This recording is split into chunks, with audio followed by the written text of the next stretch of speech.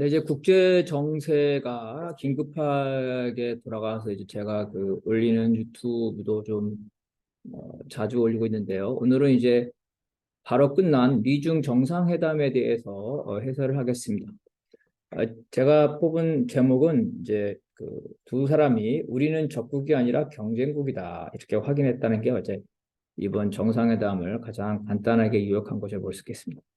정상회담의 배경을 보겠습니다. 먼저 두 사람은 이제 부통령 시절부터 아주 뭐 수십 년 동안 여러 번 만난 알고 있는 관계입니다. 더군다나 이제 대통령이 된 이후에도 지난 18개월 동안 5번 정도의 영상회담을 했기 때문에 이미 전반적으로 쟁점이 다 부각되고 잘 준비된 회담이다. 외교적으로는 이제 양국이 나름대로 그 성과는 없었지만 방식에 있어 서로 만족한 회담입니다.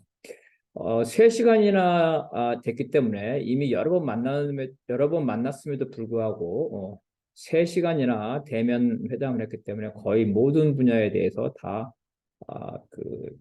논의했을 거다. 다만 이 공개된 거는 그 부분의 일부분이다. 뭐죠? 합의된 거에 불과한 것이라는 거죠. 그래서 추측하건대 아마도 합의된 것보다 합의 안 된 부분이 더 많을 것이고 그렇기 때문에 이제 공동 성명도 없었다는 겁니다. 먼저 시기를 보게 되면 미국의 경우에 중간 선거 직후 선거의 결과도 아직 안 나왔는데 중간 선거 직후에 됐다는 겁니다.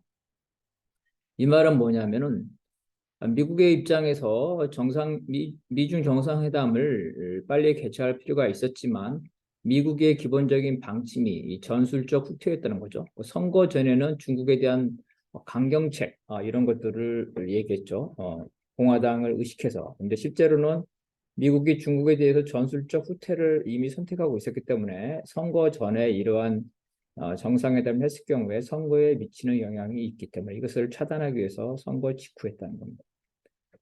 또한 바이든은 이제 지금 지지율이 밑바닥입니다. 그럼에도 불구하고 재선에 대한 의욕이 강하고 있고 또 재선에 나갈 수밖에 없겠습니다. 현재 대통령이 시진핑의 경우는 지난 전국 대표 대회죠. 중국 공산당 대회에서 총비서 당의 권력은 삼선을 했습니다. 그렇지만 내년 3월에 국가 주석 3선을 앞두고 있다. 그래서 이런 면에서 볼 때 국내의 지지층에게 자신들의 안정적인 리더십을 과시하고 싶을 것이다. 그래서 결과적으로 이번 그 정상회담에서는 두 사람이 안정적인 리더십을 실질적으로 과시했기 때문에 바이든의 재선이라든가 시진핑의 3선에 도움을 줬다고 볼 수 있겠습니다. 미국은 이제 선거 전에 유권자를 의식해서 중국에 대한 아주 강경책을 내놓았습니다. 미국의 이제 국가안보 전략 NSS와 그다음 핵태세 보고서 NPR에서는 러시아를 당면한 적국으로 보고 이제 중국을 미래의 적국인데 이 중국이 핵무기라든가 경제면이라든가 모든 면에서 미국을 급속하게 따라오기 때문에 결국은 미국과 당장은 경제 전쟁을 해야 되고 조만간 미래의 대만에 있어서 군사전쟁까지 더군다나 전면적인 핵전쟁까지 준비해야 된다. 이런 것들을 하면서 중국에 대해서 제대적으로 이제 공세를 펴왔습니다. 그렇지만 이번에 일종의 완화책을 한 거고요. 그 완화책을 한 이유는 우크라이나 전쟁을 앞두고 통해서 이제 러시아, 중국, 북의 이 반미 전선을 균열시킬 필요가 있다. 미국이 핵무기를 가진 세 개의 나라와 동시에 대치하는 게 상당히 어렵습니다. 어려워.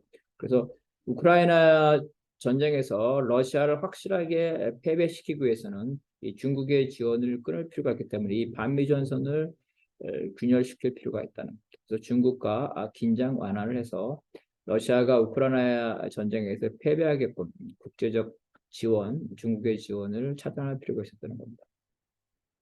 이에 비해 이제 중국은 이런 조건에서 우크라이나 전쟁이라든가 북의 핵실험 이런 카드를 가지고 이러한 것에 일정 부분 영향력을 미칠 수 있다는 어떤 그 뉘앙스, 실제로는 영향력을 미칠 수가 없겠죠. 또 실제로는 남의 나라에 러시아나 북의 내정에 대한 영향력이 있다는 것을 실제로 공식할 수는 없겠지만 그런 포지션을 장점으로 하면서 이제 자신의 체제에 대한 그 자신감, 그 중국이 스스로 사회주의라고 자처했습니다. 이 회담 중에. 그래서 중국은 사회주의고 미국은 자본주의다. 그렇지만 서로 공존할 수 있고 협력할 수도 있다. 뒤에 나오겠지만 미국은 미국식 민주주의, 중국은 중국식 민주주의고 양국의 민주주의는 세계 규범에 부합한다. 이렇게 해서 그러므로 서로 공존할 수 있다. 이런 입장을 취했습니다. 이번 회담의 성과를 보게 되면 가장 큰 게 대만 문제를 중심으로 한 양국의 군사적 긴장 완화가 됐다는 거죠. 그래서 기존의 입장을 그 서로 확인했습니다. 현상 유지. 현상 유지라는 거는 이제 그 대만을 중국이 침공하지는 않지만 중국의 하나의 중국이라는 입장, 그 입장을 존중한다는 겁니다. 즉 무력 해결에 반대한다는 것. 지금까지 미국은 중국이 조만간 대만을 침공할 수 있다는 이러한 설을 많이 퍼뜨렸는데 바이든 대통령이 두 번씩이나 강조하면서 중국이 조만간 그 대만을 그런 침공할 가능성은 없다. 이러면서 대만을 둘러싼 긴장 완화에 도움됐다는 겁니다. 이건 이제 중국 측에서 제시한 건데요. 사불일무. 그래서 새로운 신냉전을 도모하지 않겠다. 이것도 마찬가지로 바이든이나 시진핑이 이번에 공식적으로 확인한 내용입니다. 미중 간의 신냉전은 적절하지 않고 또 현재 신냉전이 있지도 않다. 이런 거. 중국의 체제 변화를 도모하지 않겠다는 거고요. 그래서 이제 동맹, 중국을 포위하는 정책 이런 거를 도모하지 않겠다. 대만 독립을 부추기지 않겠다 이런 거죠. 중국과 군사적 충돌 의지가 없다. 이런 것들을 이제 양국이 잠정적으로 합의했다. 이건 이제 중국의 입장에서는 이런 합의를 강하게 주장한 거고요. 미국의 입장에서는 수동적으로, 소극적으로 이런 거를 받아들였다 볼 수 있겠습니다. 오불사무 다 똑같은 거죠. 중국 체제를 존중한다. 바꾸지 않는다. 냉전을 추구하지 않는다. 그렇죠. 동맹 강화를 통해서 반중을 추구하지 않는다. 대만 독립 두 개의 중국 입장을 안다. 이런 것들. 그다음에 기후 위기 등 기후 위기 이런 기존의 협력 사항을 확인했다는 거고, 그다음에 이후에 이제 그 미국의 국무장관이 중국을 방문하는 등 양국이 그 실무 협상을 진행하기로 합의했다는 것들이 성과라고 볼 수가 있겠습니다. 이 정상회담의 한계는 이제 경제 분야의 성과는 거의 없었다. 그러므로 군사적 긴장 완화는 일부 됐지만 경제 전쟁의 완화의 가능성은 별로 없다. 경제 전쟁은 계속 지속될 것이라는 거죠. 미국이 중국에 대한 봉쇄, 경제 봉쇄 이 부분은 계속 지속될 것이다. 그리고 이제 미국이 북중로의 반미전선 형성을 저지하려고 하는데 이건 이제 사실상 실패했다. 미국의 입장에서는 내부적으로 이런 반미정선을 약간 완화했다고 생각할 수도 있지만 중국은 그렇지 않을 거다. 중국은 미국이 이러한 긴장 완화 정책을 하는 거는 전술적인 거고 전략적으로는 중국을 경제적으로나 군사적으로 적국으로 취급하고 있다는 걸 알고 있기 때문에 이러한 미국의 전술적 후퇴를 낙관적으로 믿지 않는다는 거죠. 구체적으로 보면 분야별로 보겠습니다. 우크라이나 전쟁을 보면 미국은 기본적으로 러시아를 규탄하는 입장이었고 중국은 전쟁 중단해서 평화회담을 하자는 입장입니다. 양국이 서로 의견을 접근한 건 러시아가 핵무기를 사용했으면 안 된다. 이렇게 돼서 이제 우크라이나 전쟁을 어떤 양국이 통제 가능한 수준으로 하겠다는 건데 바로 오늘이죠. 폴란드의 그 원인 불명의 미사일 일부 언론에서는 러시아 거라는데 어쨌든 이 폴란드의 원인 불명의 미사일이 떨어져서 2명이 사망했기 때문에 이 우크라이나 전쟁은 예측 불허를 달려가고 있다.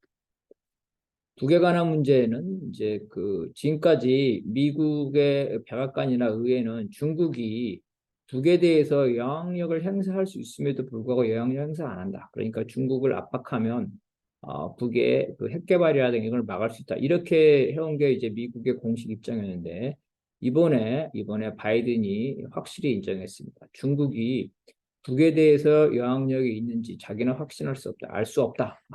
이게 했다는 거고요.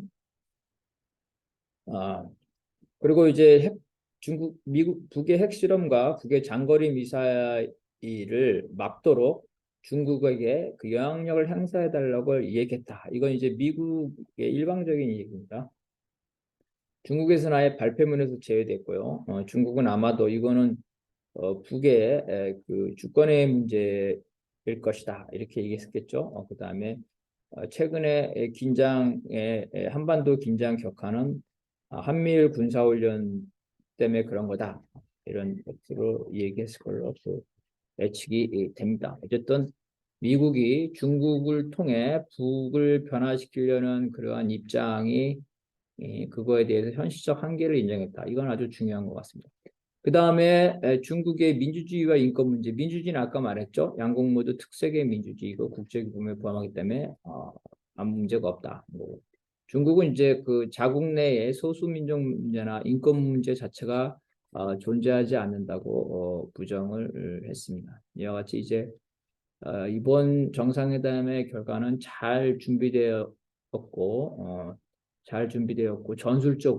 전술적으로는 그 무난한 그런 회담이었지만 전략적이나 내용적으로는 사실 이제 이 미중의 경쟁과 대립을 완화시킬 수 있는 근본적인 방안이 나오지 않았다. 그래서 결론은 미중이 서로 적국이 아니라는 것은 확인했지만 경쟁국이라는 것, 현재 경쟁국이라는 것은 인정한 거고 결국은 향후에 군사적인 어떤 갈등, 대립이라는 부분을 당장은 피했지만 장기적으로 보면 피할 수 없는 그런 관계라는 것을 확인한 정상회담이라고 볼 수 있겠습니다. 네, 이상입니다.